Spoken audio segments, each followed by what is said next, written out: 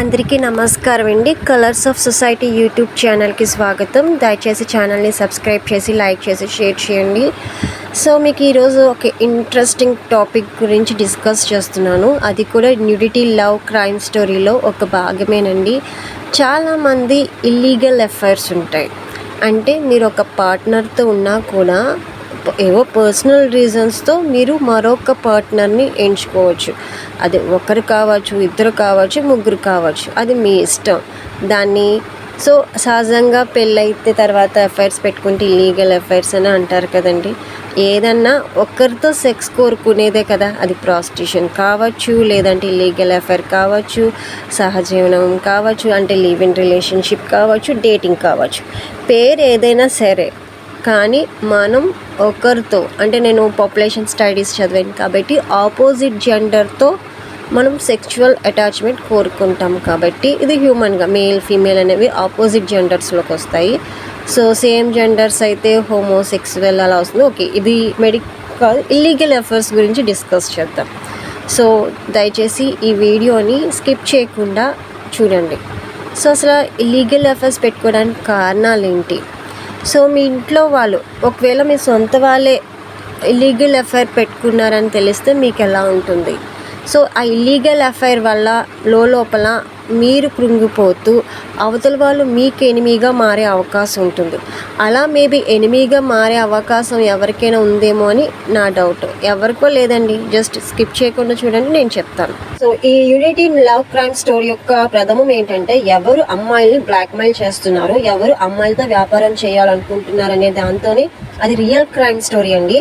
దాని గురించి family history అంతా నేను అప్లోడ్ చేస్తున్నాను. ఎందుకంటే ఫ్యామిలీ బ్యాక్గ్రౌండ్ ద్వారా కూడా మిమ్మల్ని క్యాచప్ చేసే అవకాశం ఉంటుంది కాబట్టి. అండ్ ఆల్రెడీ ప్రీవియస్ వీడియోలో నేను మా సొంత పిన్ని నుండి ఎంత సఫర్ అయ్యాననేది మీకు అప్లోడ్ చేయడం జరిగింది. ఇప్పుడు నా చిన్నప్పుడు మా నాన్నగారు వదిలేసిన కాడి నుంచి నేను ఎలా పెరిగాను, ఎన్ని అబ్స్టాకిల్స్ అనేది ఎదుర్కొన్నాను అనేది ప్రథమంగా ఈ వీడియోలో చెప్పాలనుకున్నాను. అందరికీ ఎవరు ఇంపార్టెంట్? మదర్ నుండి పిల్లలు క్షేమంగా ఉంటారు. అంటే మదర్ అనేది ప్రేమ, నమ్మకం.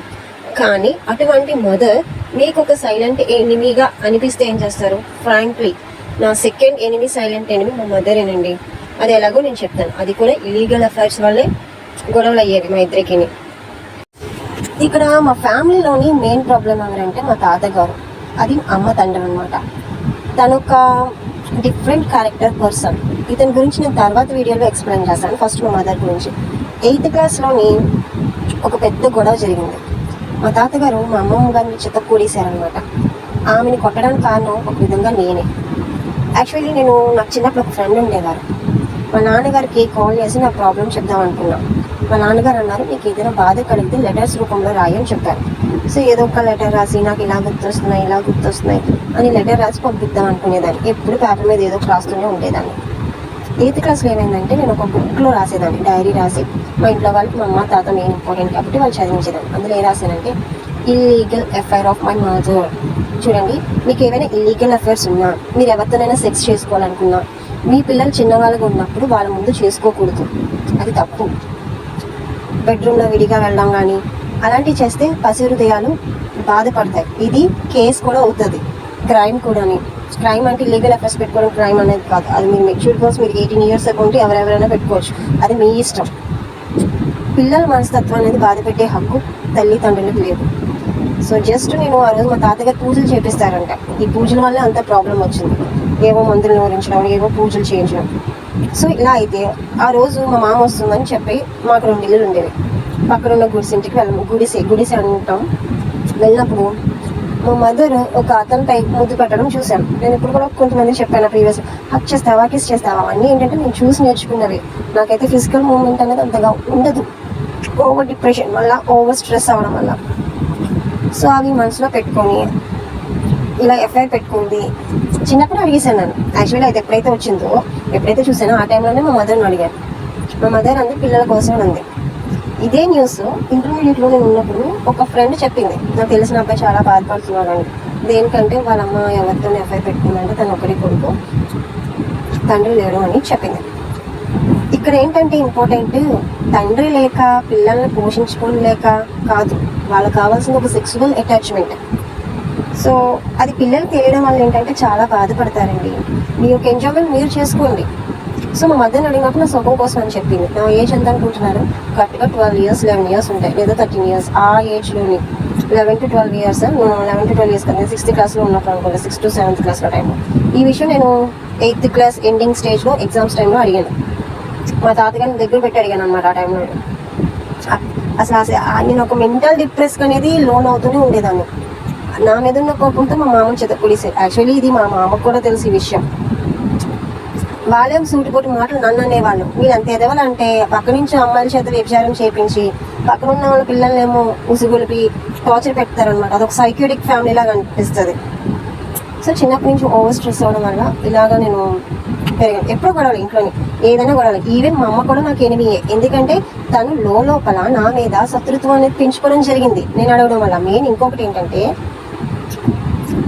ఇంట్లో వాళ్ళు దాన్ని ఎంతలాగా అవమానించినా కూడా, ఎంత దారుణంగా ఇండైరెక్ట్గా తిట్టినా, ఈవెన్ మా పిన్ని కూడా మీ అమ్మకి తినడం వచ్చు, గుడ్డిలా పనిచేస్తుంది, అది కన్ఫర్మ్. గుడ్డిలా పనిచేస్తుంది, తినడం వచ్చు, పడుకోవడం వచ్చు అంది. ఆ ఏజ్లో, టీనేజ్ ఏజ్లో అటువంటి మాటలు వింటే ఎవరైనా ఎలా ఊరుకుంటారు? How can I express my feelings? చెప్పుకోవడానికి ఎవ్వరూ లేరు. నాలో నేనే డిప్రెస్ అవుతూ ఉన్నాను. ఒంటరిగా ఉండడం వల్లే నేను మేబీ అమ్మవారికి అట్రాక్ట్ అయ్యాను. అమ్మవారి టెంపుల్స్, ఇవన్నీ టెంపుల్స్. ఇంకొకటి మూవీస్ చూడడం. నాకు మాట్లాడడం కూడా చేతకు రాదు, ఎందుకంటే నేను ఎవరితో కూడా సరిగ్గా పలకరించేదాన్ని కదా. సో అటువంటి మాట్లాడినప్పుడు పిల్లల దగ్గర ఎలా ఉంటుంది వాళ్ళ మనసు? వాళ్ళే కావాలని చేపించి వాళ్ళే దగ్గరుండి మాట్లాడితే ఎవరు ఊరుకుంటారు? అండ్ ఇంకొకటి మెయిన్ థింగ్, నేను డిగ్రీలో ఉండగా ఒక బుక్ రాసేదాన్ని. ఆ బుక్ ఇంట్లో వాళ్ళ చేత చదివించమనేదాన్ని. డిగ్రీలో ఉండగా నేను చాలా డిప్రెస్ అయ్యాను. అసలు ఎందుకు డిప్రెస్ అయ్యాను అనేది నేను తర్వాత చెప్తాను. చిన్నప్పటి నుంచి ఇంత స్ట్రాంగ్, అంటే ఇన్నోసెంట్గా ఉన్నా, నేను ఇప్పుడు స్ట్రాంగ్ మెంటాలిటీతో ఉండేదాన్ని. కానీ డిగ్రీ వచ్చేసరికి ఇది ఓవర్ ప్రెషర్ అయిపోవడం వల్ల కొంచెం మెంటల్గా డిప్రెస్ అయ్యాను. చాలా రీజన్స్ ఉన్నాయి, దాన్ని నేను నెక్స్ట్ వీడియోలో చెప్తాను. మా తాతగారి బిహేవియర్ ఎలా ఉంటుందో చెప్పి దాన్ని బట్టి ఇప్పుడే అర్థమైపోతుంది. నేను ఇంకొక ఫ్యాక్ట్ చెప్పాలి. లీగల్ ఎఫర్ట్ అదర్ పర్సన్స్తోనే కాదు, తన ఓన్ ఫాదర్తో పెట్టుకుందని నేను బుక్లో రాశాను. సో అందుకే నా మీద ఇంకా కోపడిపోయేవారు. చంపేయాలంత కోపం ఉన్నా కూడా అది ఎప్పుడు చంపలేదన్నమాట, ఎందుకంటే బయటికి తెలిసిపోతుంది కదా. అందుకని సహజంగా నేను మొహం మీద అడిగితే ఖచ్చితంగా చంపేంత కోపం వస్తుంది. ఫాదర్తో ఎందుకు ఇల్లీగల్ అఫేర్ పెట్టుకుందంటే, మాకు 2 ఇల్లులు కదా. నేను మరుసటి ఇల్లు చూస్తే చిన్న గ్యాప్ ఉండేది నా చిన్నప్పుడు. ఆ గ్యాప్ నుంచి కనిపించారు ఇద్దరుని. నేను ఊహించుకుంటున్నానా లేదంటే నాకు అలా పిక్చరైజేషన్ వచ్చిందా లేదో నాకు తెలియదు. కానీ తర్వాత ఇంకో డౌట్ వల్ల నాకు బలపడింది. ఎందుకంటే మా సిస్టర్, మా అమ్మ రొమ్ము పాలు తాగుతున్నప్పుడు ఉదయం పూట మా నాన్నగారు ఆ టైంకి వదిలేసి వెళ్ళిపోయారు. ఎక్కడికో హైదరాబాద్కి పుట్ట వెళ్తానని నా చిన్నప్పుడు 9 ఏళ్ళ 10 ఏళ్ళ ప్రాంతంలో వదిలేశారు. మా చెల్లికి కూడా చిన్నప్పుడు ఎలా అలవాటు నేర్పించారంటే, చెస్ట్ని పట్టుకొని నొక్కడం, బూతులు మాట్లాడించడం. సో అలా నేర్పించేవాడు. మా తాత అదొక టైప్ ఆఫ్ పిచ్చి అదనమాట, పిచ్చి కామందుడు అని చెప్పాలి. సో మా చెల్లి పాలు తాగుతున్నప్పుడు మా తాత మా అమ్మ నిప్పల్ని పట్టుకున్నాడు అనమాట. సో అప్పుడు నేను ఆ చేతిని హోల్డ్ చేశాను. అందుకే మా ఇంట్లో వాళ్ళంటే నాకు కోపం, విపరీతమైన కోపం. ఇవన్నీ కూడా నేను ఎవరికి షేర్ చేసేదానంటే, అంటే ఇంతలా కాదు, నేను చెప్పాను కదా లెటర్స్ రాసేదాన్ని ఒక ఎండీ గారికి. ఆ ఎండీ గారికి, నాకు ఆన్లైన్లో తగిలిన ఒక పిచ్చి సైకో గారికి షేర్ చేసేదాన్ని. సో మెంటల్ డిప్రెస్ వల్ల ఏంటంటే పిల్లల్ని, ఇది ఇప్పుడు ఎవరిది తప్పు? సో నాకు శత్రువు ఎవరు అంటే, నన్ను బ్లాక్మెయిల్ చేయడానికి, నన్ను అడ్డు పెట్టుకొని నాతో వ్యాపారం చేయాలనుకున్న వాళ్ళలో నా తల్లి కూడా ఉందేమో అని డౌట్తో ఈ విషయం చెప్తున్నానండి. ఎందుకంటే నేను లైఫ్ అండ్ డెత్ కాజెస్ నేను భరించాను. నన్ను చంపాలని కూడా చూశారనమాట. అవన్నీ కూడా నెక్స్ట్ వీడియోలో అప్లోడ్ చేస్తూ ఉంటాను.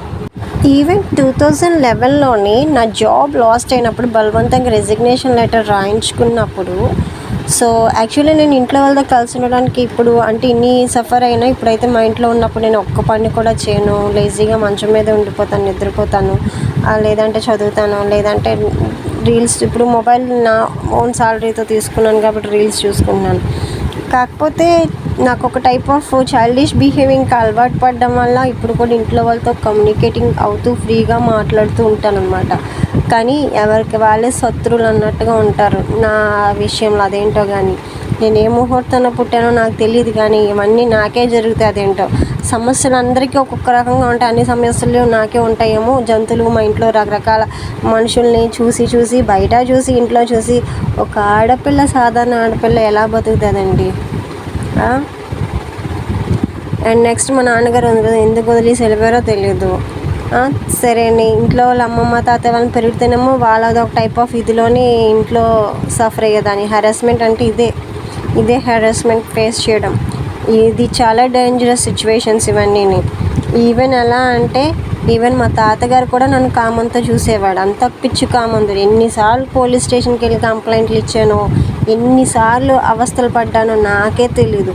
ఎలా అంటే ఇప్పుడే చెప్పేస్తున్నాను మా తాతగారి గురించి. చిన్నప్పటి నుంచి అమ్మాయిల్ని స్నానం చేస్తున్నప్పుడు దొంగచాటుగా చూసేవాడు. వాడు ఒక టైప్ ఆఫ్ పిచ్చోడు అంటే శక్తులు వస్తాయి, మంత్రాలు చదివేవాడు, ఇది చేసేవాడు, అన్నీ చేసేవాడు. అవన్నీ కూడా మా అమ్మకి నేర్పించాడు మొగుడు వదిలేసి వెళ్ళిపోయాక. ఆ మొగుడిని కూడా పంపించింది ఒక విధంగా మా తాతగారనే చెప్పాలి. తాతగాడే వాడే. సో ఇలా ఉంటుంది ఒక్కొక్కరు ఒక్కొక్క జీవితం. సో ఈవెన్ నాకు హెల్త్ ఇష్యూస్ వచ్చినప్పుడు ఎలా ఉండేదంటే, నాకు యాక్చువల్లీ ఈ ఇల్లీగల్ అఫేర్స్ గురించి ఇంట్లో వాళ్ళతో అంటే మెయిన్ పర్సన్స్ మా అమ్మ, మా తాత వాళ్ళతో డైరెక్ట్గా అడగడం వల్ల ఏంటంటే నాతో మాట్లాడడం మానేశారనమాట. ఎప్పుడూ అంతే, గొడవ పెట్టుకోవడం, మాట్లాడడం మానేయడం. నేను తినేటప్పుడు కూడా సంథింగ్ చాలా స్ట్రగుల్స్ అనేవి ఫేస్ చేశాను. అండ్ నెక్స్ట్ వచ్చి ఆ తర్వాత ఏమో 9th క్లాస్లోని సడన్గా నాకు తల తిరిగి మొత్తం బ్లాంక్గా అయిపోయేది, మొత్తం నల్లగా అయిపోయేది. నాకు చిన్నప్పటి నుంచి ఏదో హెల్త్ ఇష్యూస్ అనేవి స్టార్ట్ అయినాయి. అంటే బ్రెయిన్ ఓవర్ స్ట్రెస్ ఫీల్ అయిపోవడం వల్ల బ్లర్గా ఏదో సంథింగ్ అయిపోయేది. సో మా అమ్మకి కళ్ళు తిరుగుతున్నాయని చెప్తే అది ఏమందంటే నేను షాక్ అయ్యాను. అలా అనకు, కడుపు వచ్చింది అనుకుంటారని చెప్పింది. యాక్చువల్లీ ఏంటంటే మా అమ్మ తన వయసు పెళ్ళి కాకముందు కడుపు తీయించుకుందని ఒక రూమర్ వచ్చిందంట. రూమర్ నాకు తెలియదు, మరి దాని గతం ఏంటో నాకు తెలీదు. సో మరి నాకు కనీసం ఎంత కన్నతల్లైనా అది కన్నతల్లి అయితే అది కన్నతల్లి. ఒకవేళ పిల్లల కోసం తప్పు చేసి పడకురు తెంచుకుందంటే అది వేరు. కానీ పిల్లల ఆరోగ్యం కూడా చూసుకోలేని చేతగాని తల్లి ఒక విధంగా మాకు ఆ టైంలో అంటే నేను ఎక్కువగా చైల్డ్ ఏజ్ నుంచి టీనేజ్ ఏజ్లోని ఈ విధంగా సఫర్ అవుతూ వచ్చేదాన్ని అనమాట. సో నేను ఎప్పుడు కూడా కన్నతల్లి ప్రేమను ఎప్పుడు పూర్తిగా ఆస్వాదించలేదు. అది కూడా కూతురు ప్రేమ అంటే ఏంటో కూడా తెలీదు. నిజంగా ఒక ముద్ద అని చెప్పాలి. సో మా ఇంట్లో ఆల్రెడీ మా పిన్ని డైరెక్ట్గా చెప్పింది, మీ అమ్మకి తినడం బావచ్చు, గొడ్డిలా పనిచేస్తుంది, డాష్ చేయించుకుంటుందని పబ్లిక్గా నాకు ముందే చెప్పింది. సో ఇప్పుడు అవన్నీ తలుచుకుంటే ఇది అవుతాను. కానీ నా న్యూడ్ వీడియో ఎవరు తీశారు, నా ఫొటోస్ ఎవరు తీశారు, ఎవరు బ్లాక్మెయిల్ చేయడానికి పంపించారు. సో ఈ మా అమ్మ మెంటాలిటీ ఆధారంగా దాన్ని క్యాచప్ చేసి దాన్ని అడ్డు పెట్టుకొని తీశారా అనేది నాకు డౌట్. అండ్ మా తాతగారు ఇంకా ఎదవ జాతకాల పేరు చెప్పి అమ్మాయిలకి పాలాభిషేకం అని చేయించేవాడు. సో ఇవన్నీ చేయించకుండా అడ్డుగా ఉండేదాన్ని నేనే. ఎందుకంటే మా ఇంట్లో 2 ఇళ్ళు పోయినప్పుడు ఒక ఇంట్లో మేము అద్దెంట్లో ఉన్నప్పుడు మా తాతగారు ఇక్కడ ఉండేవారు, ఒక్కరే ఉండేవారు అనమాట. వాడు ఒక ఇదైపోయాడు, జాతకాల పేరు చెప్పడం అమ్మాయిలతో పాలాభిషేకాలు గీలాభిషేకాలు చేయించాడు. అసలు చదువుకున్న మూర్ఖులే ఉన్నారు బయట నిజంగా చెప్పాలంటే. అండ్ నెక్స్ట్ ఏంటంటే సో ఇలా డైరెక్ట్గా నేను అడగడం వల్ల నా జీవితంపై ఇండైరెక్ట్గా దెబ్బ కొట్టాలని సో మేబీ వాళ్ళే నాకు థ్రెట్స్ కల్పించవచ్చు. అండ్ నెక్స్ట్ ఏంటంటే మెయిన్ థింగ్, ఇక్కడ మా మదర్ నా డిగ్రీ స్టేజ్లో నేను విన్నాను. సో కాల్స్ చేసేటప్పుడు ఒకటే నంబర్ ఉండేది, మా అమ్మ నంబర్ అప్పుడప్పుడు నేను యూజ్ చేసుకునేదాన్ని. సో ఇండైరెక్ట్గా నాకు థ్రెట్ ఎలా వచ్చిందంటే మా అమ్మ అబ్యూజివ్గా కాల్స్లో మాట్లాడేది, అంటే ఓరల్ సెక్స్ చేసేది. నా డిగ్రీ స్టేజ్లో ఉన్నప్పుడు విన్నాను, కానీ నేను వదిలేసాను, గాలికి వదిలేసాను ఇంకా మా మదర్ని. దాని దారి దాందే, నా దారి నాదే. సో అండ్ నెక్స్ట్ వచ్చి మళ్ళీనేమో తర్వాత ఇంకా సంథింగ్ డిగ్రీలో అలాగే అబ్యూజివ్గా మాట్లాడేది. తర్వాతనేమో మళ్ళీ నేను జాబ్కి వెళ్ళడం వల్ల అక్కడ కొంచెం మెంటల్ డిప్రెస్ అయిపోయాను, అక్కడ రూమర్స్ రావడం వల్ల. సో అక్కడ ఏమైంది అనేది మెయిన్, అక్కడే నా కెరియర్ పాత్ అనేది పుంజుకుంటుంది అనుకునేటప్పటికి డిస్టర్బెన్స్లోకి వచ్చేసింది. ఈవెన్ మా మదర్ కూడా నాకు క్యారేజ్ సరిగ్గా పెట్టి ఇచ్చేది కాదు. మార్నింగ్ అన్నం వండేసేది, నేను మజ్జిగ కానీ పెరుగు కానీ అవే. చిన్నప్పటి నుంచి అసలు నేను ఏం తిన్నానో కూడా తెలియదు. వాళ్ళైతే నాన్ వెజ్ తెచ్చుకుంటాను, నాకు నాన్ వెజ్ కూడా అలవాటు చేసుకున్నాను, అసలు ఇది లేదు. సో అంతా భగవంతుడి దయ. సో ప్రజెంట్ అయితే నేను ఆరోగ్యంగానే ఉన్నాను. ఫ్యూచర్లో నేను ఏమవుతానో కూడా తెలియదు. బట్ ఇవన్నీ ఏంటంటే ఎందుకు నాకు అలా థ్రెట్ కల్పిస్తున్నారు చిన్నప్పటి నుంచి అనేది తెలుసుకోవాలనేదే. దయచేసి ఛానల్ని సబ్స్క్రైబ్ చేసి లైక్ చేసి షేర్ చేయండి. ఇటువంటి చాలా సంఘటనలు జరుగుతాయి బయట, ఫ్యామిలీస్ వాళ్ళు బయటికి రారు. సో పిల్లలందరూ ధైర్యంగా ఉండండి. అటువంటి ఏవైనా ఇది వస్తే వెంటనే పెద్దవాళ్ళు కూడా ఒకసారి దుర్మార్గులే, కాబట్టి మీరంతా మీరు స్ట్రాంగ్గా ఉండండి.